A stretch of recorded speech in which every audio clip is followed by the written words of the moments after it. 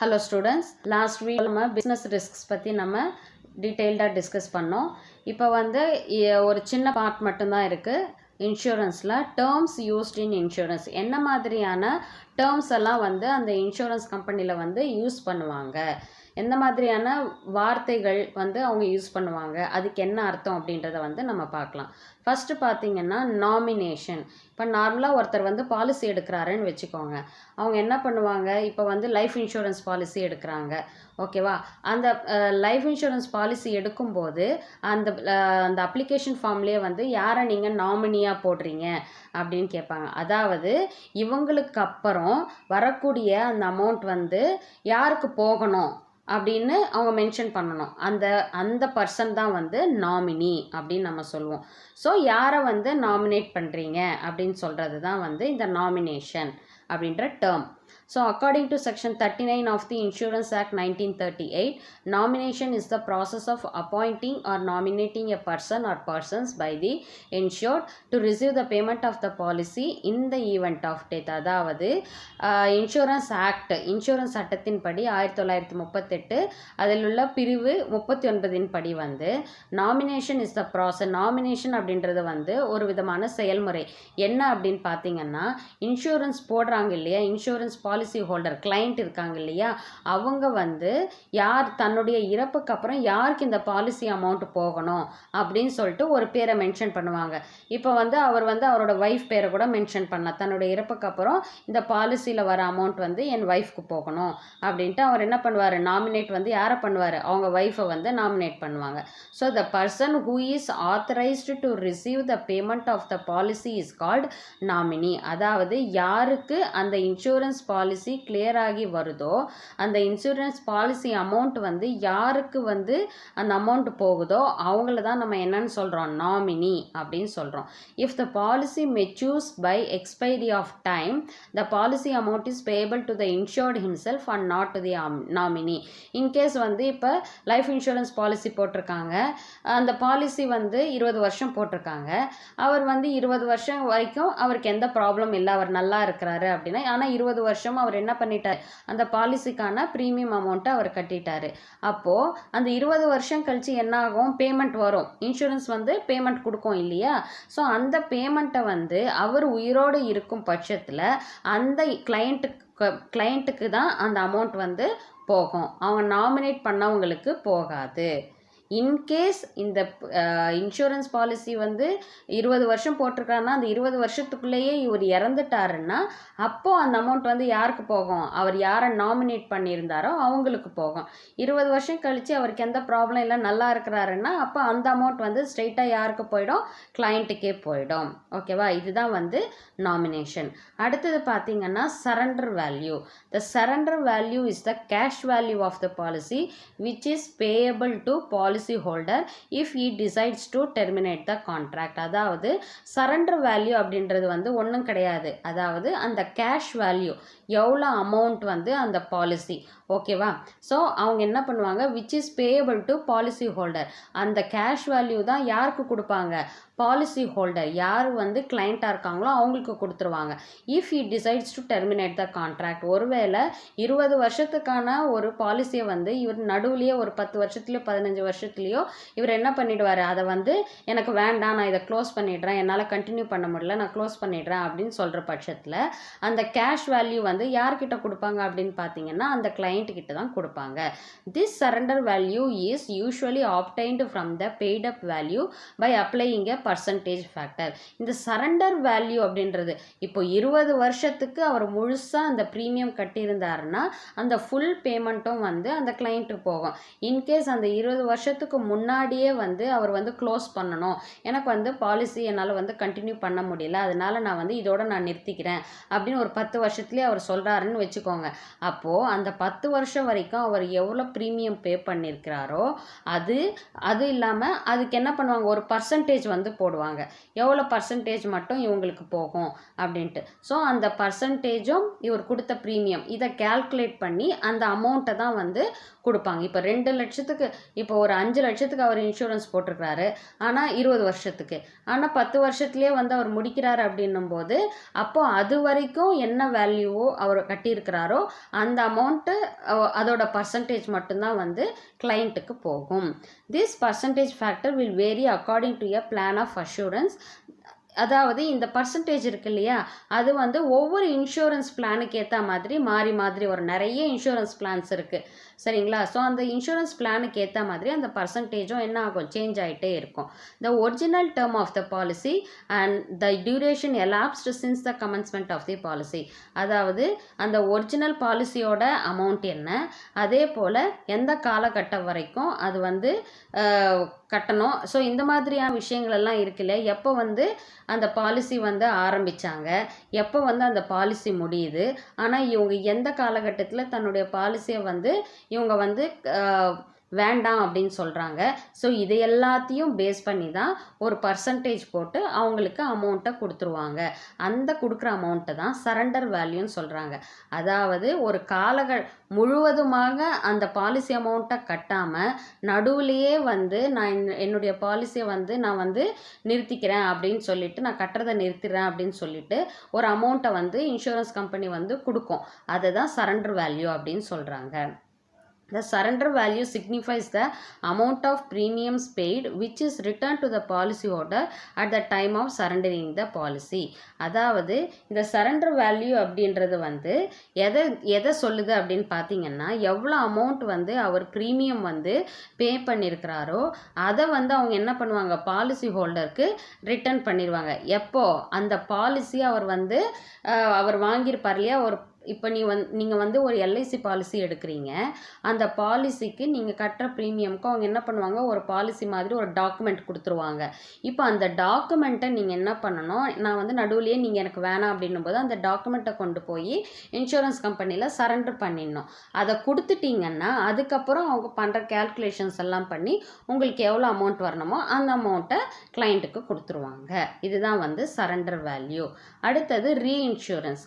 It is a contract of insurance in which an insurer enter into an contract with another insurer to insure the whole or part of risk covered by the first insurer. அதாவது இப்போ இந்த இதில் பார்த்தீங்கன்னா என்ன சொல்ல வராங்கன்னா, it is a contract of insurance. இது வந்து ஒரு காப்பீட்டுடைய ஒரு ஒப்பந்தத்தின் படி பார்த்தீங்கன்னா, in which an insurer enter into an contract with another insurer to ensure the whole or part of a risk covered by the first insurer. அதாவது இப்போ வந்து ஒரு இதில் வந்து நீங்கள் இன்சூரன்ஸ் போடுறீங்க, ஓகேவா. இப்போது ஒரு காலகட்டத்தில் என்ன ஆகுதுன்னா, அவங்களால வந்து அந்த இன்சூரன்ஸ் கம்பெனினால் அவங்க நினச்ச அளவுக்கு அவங்களுடைய பிஸ்னஸ் நடக்கலை அப்படின்ற பட்சத்தில் இவங்க என்ன பண்ணுவாங்கன்னா, இன்னொரு இன்சூரன்ஸ் கம்பெனியை வந்து ஹெல்ப் கேட்பாங்க, ஓகேவா. அப்போது அந்த இன்சூரன்ஸ் கம்பெனியோட ஹெல்ப் கேட்கும்போது இவங்க என்ன பண்ணுவாங்க, covered by the first insurer. அதாவது இங்கே என்ன சொல்ல வராங்கன்னா, அதாவது ஒரு இன்சூரன்ஸ் கம்பெனி வந்து இன்னொரு இன்சூரன்ஸ் கம்பெனியினுடைய சுமையை வந்து பகிர்ந்து கொள்கிறது அப்படின்னு சொல்லிட்டு சொல்கிறாங்க, ஓகேவா. ஸோ ஒரு இன்சூரன்ஸ் கம்பெனி வந்து இன்னொரு இன்சூரன்ஸ் கம்பெனியினுடைய சுமையை வந்து பகிர்ந்து கொள்ளும், ஓகேவா. இது ஏன் அப்படின்னு பார்த்தீங்கன்னா, it happens when an insurance company feels that it cannot bear the entire risk alone by itself.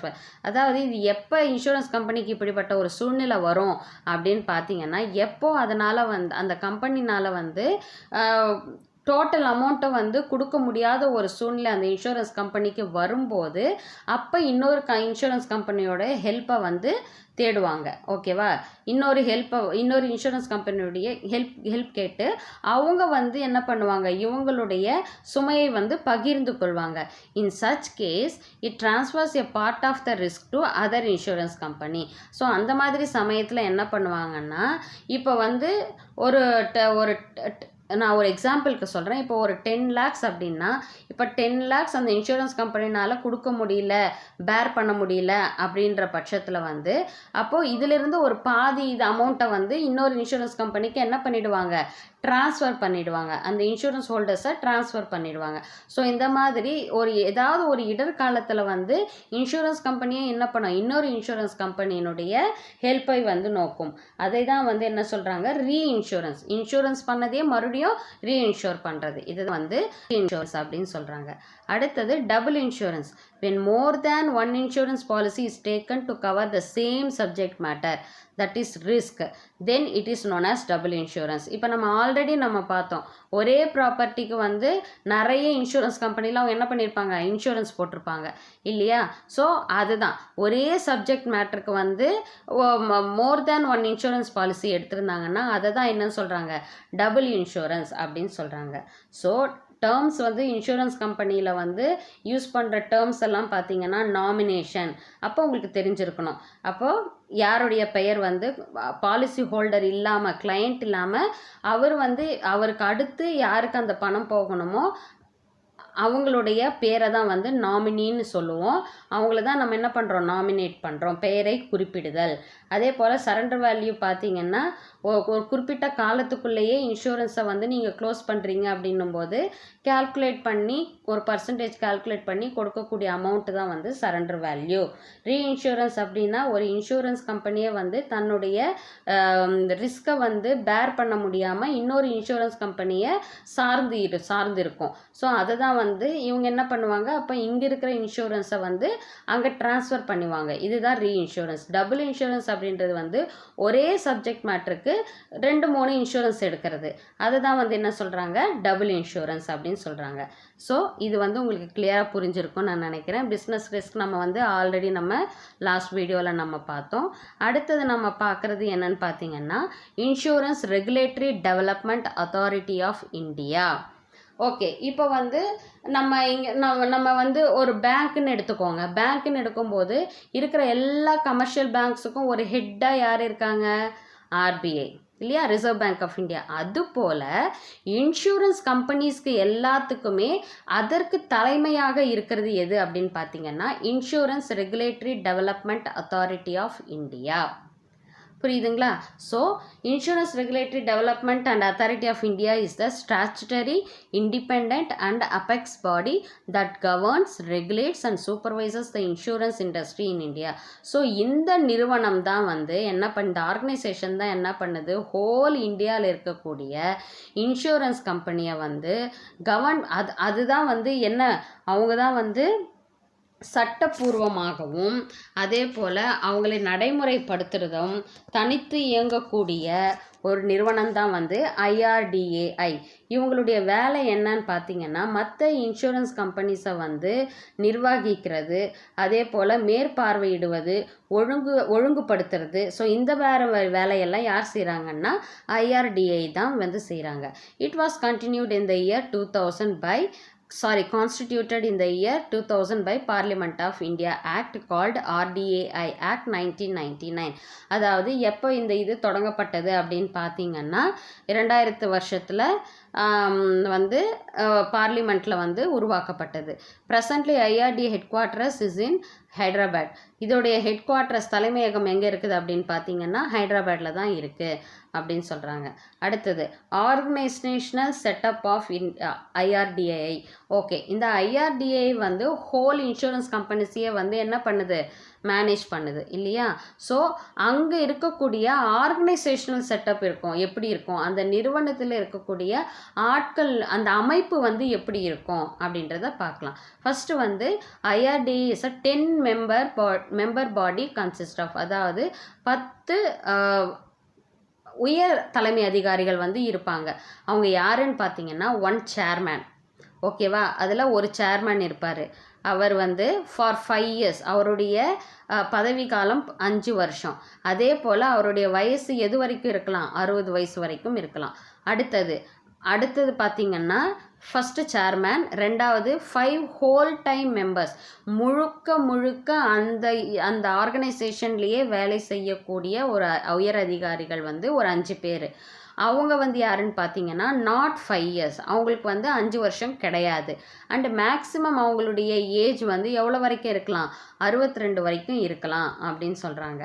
அடுத்தது பார்த்தீங்கன்னா 4 பார்ட் டைம் மெம்பர்ஸ், அதாவது முழுக்க முழுக்க அங்கேயே வேலை செய்ய மாட்டாங்க, வேறு அவங்க அதாவது வெளியே வேறு ஏதாவது ஒரு இண்டஸ்ட்ரியில் வேலை செஞ்சுட்டு இங்கே வந்து ஒரு பார்ட் டைமாக வந்து மெம்பர்ஸாக இருப்பாங்க.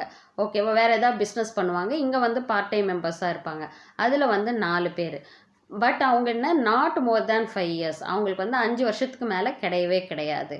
ஓகேவா, அவங்களுடைய பதவிக்காலம். The chairman and members of IRDA are appointed by the government of India. So இந்த 10 பேரையும் வந்து இந்த IRDAக்கு வந்து யார் அப்பாயிண்ட் பண்ணுறாங்க, யார் வந்து அவங்கள வந்து தேர்ந்தெடுக்கிறாங்க அப்படின்னு பார்த்தீங்கன்னா, தேர்ந்தெடுத்து அவங்கள வேலையில் உட்கார வைக்கிறது யாருன்னா கவர்மெண்ட் ஆஃப் இந்தியா தான் வந்து இந்த வேலையை செய்கிறாங்க அப்படின்னு சொல்கிறாங்க. அடுத்தது ஆப்ஜெக்டிவ்ஸ் ஆஃப் IRDA, என்ன நோக்கங்களுக்காக இவங்க வந்து இந்த IRDA வந்து நிறுவப்பட்டது அப்படின்றது பார்க்கலாம். To promote the interest and rights of policy holders, அதாவது பாலிசி போடுறாங்க இல்லையா, ஸோ அந்த பாலிசி போடுகிறவர்களுடைய நலனையும் அதே போல் அவங்க உரிமையையும் வந்து மேம்படுத்துவது ஒரு முக்கிய நோக்கமாக இருக்குது இவங்களுக்கு. அடுத்தது to promote and ensure the growth of insurance industries, அதாவது தொழில் வளர்ச்சி உத்தரவாதம் கொடுக்கறது. ஓகேவா, ஸோ அவங்களுக்கு வந்து என்ன பண்ணுறாங்க, அந்த இன்சூரன்ஸ் இண்டஸ்ட்ரியை வந்து மேம்படுத்துவதும் அந்த தொழிலை வந்து வளர்ச்சி அடைய செய்வதும் தான் வந்து இதனுடைய முக்கிய நோக்கமாக இருக்குது. அடுத்தது to ensure speedy settlement of genuine claims and to prevent frauds and malpractices, அதாவது இப்போ ஒரு பாலிசி ஹோல்டர் வந்து எந்த விதமான என்ன சொல்கிறது, ஒரு ஃப்ராடாக வந்துட்டு தப்பாக தானே வந்து ஒரு தன்னுடைய ஃபேக்ட்ரிக்கு ஃபயர் வச்சுட்டு இன்சூரன்ஸ் கிளைம் பண்ணுறது, ஸோ அந்த மாதிரி விஷயங்களை எல்லாம் வந்து தவிர்த்துட்டு ஜென்யூனாக தன்னுடைய காலகட்டம் முடிந்த உடனே இன்சூரன்ஸ் கிளைம் பண்ணுறதோ, இல்லை வந்து உண்மையாகவே ஒரு ஆக்சிடெண்ட் ஆகிட்டு இன்சூரன்ஸ் கிளைம் பண்ணுறதோ, ஸோ இந்த மாதிரி செட்டில்மெண்ட்டுக்காக வரவங்களை வந்து எந்தவித பிரச்சனையும் இல்லாமல் உடனடியாக அவங்களுக்கு வந்து அவங்க இன்சூரன்ஸ் பணத்தை கிடைக்கிற மாதிரி செய்கிறதுன்றது வந்து IRDAவோட ஒரு முக்கிய நோக்கமாக இருக்குது. அதே போல் to bring transparency and orderly conduct in financial markets dealing with insurance, அதே போல் இந்த இன்சூரன்ஸ் சம்மந்தமாக வந்து இருக்கக்கூடிய நிதி சந்தைகள் எல்லாம் இருக்கும் இல்லையா, அந்த நிதி சந்தையில் வந்து என்ன இருக்கணும், ஒரு வெளிப்பாட்டுத்தன்மை இருக்கணும் இல்லையா, வெளிப்படையான ஒரு தன்மை இருக்கணும், எந்த ஒரு மறைமுகமான எந்த ஒரு விஷயங்களும் இல்லாமல் வெளிப்படைத்தன்மையோட எவ்வளோ பர்சன்டேஜ் அமௌண்ட்டு, எவ்வளோ பர்சன்டேஜ் வந்து வட்டி, எல்லா விஷயமே வந்து வெளிப்படையாக இருக்கிற அளவுக்கு வச்சுக்கணும் அப்படின்னு சொல்கிறாங்க. அதாவது காப்பீட்டு சம்பந்தமாக வந்து நிதி சந்தையில் வந்து நேர்மை மற்றும் வெளிப்படைத்தன்மையை கொண்டு வருவது, இதுதான் வந்து IRDAவோட ஆப்ஜெக்டிவாக இருக்குது, நோக்கமாக இருக்குது அப்படின்னு சொல்கிறாங்க. அடுத்தது section 14 of IRDA act 1999 lays down the duties and functions of IRDA, அதாவது இந்த IRDAயோடைய அவங்களுடைய வேலைங்க என்ன, டியூட்டிஸ் என்ன, செயல்பாடுகள் என்ன அப்படின்றத பார்க்கலாம்.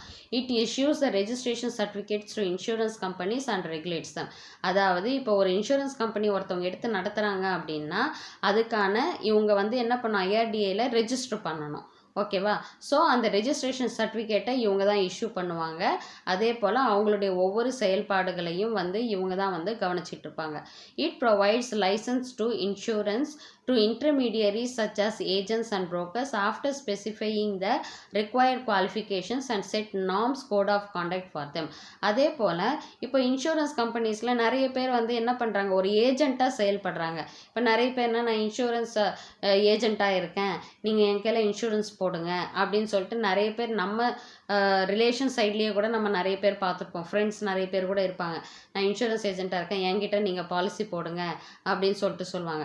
ஸோ அந்த மாதிரி ஏஜெண்ட்டாக செயல்படக்கூடிய ஆட்களையும் வந்து அவங்களுடைய குவாலிஃபிகேஷன் என்ன, அவங்களுடைய படிப்பறிவு என்ன, அதே போல் அவங்களுடைய காண்டக்ட், அவங்களுடைய நேர்மைத்தன்மை, இது எல்லாத்தையுமே பார்த்து தான் வந்து என்ன பண்ணுவாங்க, லைசன்ஸ் கொடுப்பாங்க அந்த இன்டர்மீடியரிஸ்க்கு. ஓகேவா, so it promotes and regulates the professional organisations related with insurance business to promote efficiency in insurance sector, அதாவது இந்த இன்சூரன்ஸ் துறையில் வந்து வரக்கூடிய ஆட்கள் எல்லாம் இருக்காங்க இல்லையா? ஸோ இன்சூரன்ஸ் கம்பெனிக்கு வேலை செய்யக்கூடிய ஆட்களை வந்து என்ன பண்ணுவாங்க, அவங்கள வந்து மேம்படுத்துறதும், அதே போல் அவங்கள சரியான வகையில் வந்து அவங்களுடைய செயல்பாடுகளை ஒழுங்குபடுத்துவதும் வந்து இந்த இன்சூரன்ஸ் பிஸ்னஸை வந்து சரியான விதத்தில் மேம்படுத்த செய்வதும் வந்து யாருடைய கடமை, இந்த ஐஆர்டிஏயோட கடமையாக இருக்குது அப்படின்னு சொல்கிறாங்க. It regulates and supervise the premium rates and terms of insurance covers. அதே போல் இவங்க என்ன பண்ணுறாங்க, இப்போ வந்து ஒரு இன்சூரன்ஸ்க்கு ப்ரீமியம் செலுத்தணும் அப்படின்னு சொல்கிறோம் இல்லையா? ஸோ அது எந்த அளவுக்கு ப்ரீமியம் ரேட்ஸ் வந்து செலுத்தணும், அதே போல் எந்த காலம், ஒவ்வொரு இன்சூரன்ஸ்க்கும் ஒவ்வொரு காலகட்டம் இருக்குது இல்லையா? ஸோ எந்த இது எல்லாத்தையுமே வந்து மேற்பார்வையிட்டு அது சரிவர செயல்படுதா அப்படின்றதும் பார்க்குறது யாருன்னா இந்த ஐஆர்டிஏ தான். It specifies the conditions and manners according to which the insurance companies and other intermediaries have to make their financial reports. அதே போல் இந்த ஏஜெண்ட்டாக ஒர்க் பண்ணுறவங்க இருக்காங்க இல்லையா, அவங்களாகட்டும் சரி, அதே போல் இந்த இன்சூரன்ஸ் கம்பெனிஸ் ஆகட்டும் சரி, ஒவ்வொரு ஃபினான்ஷியல் ரிப்போர்ட், நிதி சார்ந்த ரிப்போர்ட்ஸ் எல்லாம் இருக்கும் இல்லையா, அந்த ரிப்போர்ட்ஸ் எல்லாத்தையும் வந்து ஐஆர்டிஏ சொல்லியிருக்கிற அந்த கண்டிஷன்ஸும், அதே போல் எந்த விதமான செயல்பாடுகள்லாம் பண்ணணும் அப்படின்ற நடைமுறைகளையும் வந்து இவங்க ஃபாலோ பண்ணணும். அதே போல் அந்த ரிப்போர்ட்ஸையும் கொண்டு போய் ஐஆர்டிஏயில் சப்மிட் பண்ணணும் அப்படின்னு சொல்கிறாங்க. It regulates the investment of policy holders funds by insurance companies. அதாவது பாலிசி ஹோல்டர்ஸ் நிதியெல்லாம் இருக்கும் இல்லையா, அவங்கெல்லாம் ப்ரீமியம் வருஷம் ப்ரீமியம்லாம் கட்டிட்டு வராங்க இல்லையா? ஸோ அதை எல்லாத்தையுமே வந்து யார் வந்து சரியான முறையில் ஒழுங்குபடுத்தி கொண்டு போகிறது அப்படின்னு பார்த்தீங்கன்னா அதுவும் ஐஆர்டிஏ தான் வந்து அந்த வேலையை பார்க்குறாங்க. So it also ensures the maintenance of solvency margin companies ability to pay out claims by insurance companies. அதே போல் இப்போ நம்ம பார்த்தோம் இல்லையா, ஒரு இன்சூரன்ஸ் கம்பெனினால் தன்னுடைய செயல்பாடை சரியாக செய்ய முடியலன்னும் போது இன்னொரு இன்சூரன்ஸ் கம்பெனியை நாடுறாங்க இல்லையா? ஸோ அதனுடைய ஒவ்வொரு இன்சூரன்ஸ் கம்பெனியுடைய செயல்பாடுகளையும் வந்து சரியான முறையில் மெயின்டைன் பண்ணணும். இன்கேஸ் அவங்களால அந்த பாலிசி அமௌண்ட்ஸை வந்து கரெக்டாக அவங்களால கொடுக்க முடியுதா இல்லையா அப்படின்ற ஒவ்வொரு விஷயத்தையுமே வந்து உறுதிப்படுத்துறது யார் அப்படின்னு பார்த்தீங்கன்னா இந்த ஐஆர்டிஏ தான் வந்து பண்ணுறாங்க அப்படின்னு சொல்கிறாங்க. ஓகேவா? ஸோ இதுதான் வந்து insurance regulatory development authority of India அப்படின்றதுடைய அந்த ஆர்கனைசேஷன் எப்படி வந்து அதனுடைய அமைப்பு இருக்கும், அதனுடைய ஆப்ஜெக்டிவ்ஸ் என்ன, அதே போல் அதனுடைய டியூட்டிஸ் அண்ட் ஃபங்க்ஷன்ஸ் என்ன அப்படின்றத பற்றி நம்ம டிஸ்கஸ் பண்ணோம். இந்த இதில் ஏதாவது உங்களுக்கு டவுட் இருந்ததுன்னா நீங்கள் கமெண்ட் செக்ஷனில் கமெண்ட் பண்ணுங்கள், உங்கள் டவுட்ஸை நான் கிளாரிஃபை பண்ணுறேன். இந்த வீடியோ உங்களுக்கு பிடிச்சிருந்ததுன்னா லைக் பண்ணுங்கள், ஷேர் பண்ணுங்கள், மறக்காமல் சப்ஸ்கிரைப் பண்ணுங்கள், ஆல் பட்டனை கிளிக் பண்ணிவிட்டு பெல் ஐக்கானையும் கிளிக் பண்ணிங்கன்னா நான் போடுற வீடியோஸோடைய நோட்டிஃபிகேஷன்ஸ் உங்களுக்கு வரும். ஸோ கோர்வையாக நீங்கள் வந்து இந்த வீடியோஸ் எல்லாம் பார்த்துட்டு வரும்போது உங்களுக்கு தெளிவாக புரியும். டிஸ்கிரிப்ஷன் பாக்ஸில் ப்ரீவியஸ் வீடியோஸோட லிங்க்ஸையும் நான் கொடுத்துட்றேன். ஸோ நெக்ஸ்ட் வீடியோவில் நம்ம பார்க்கலாம். தேங்க்யூ.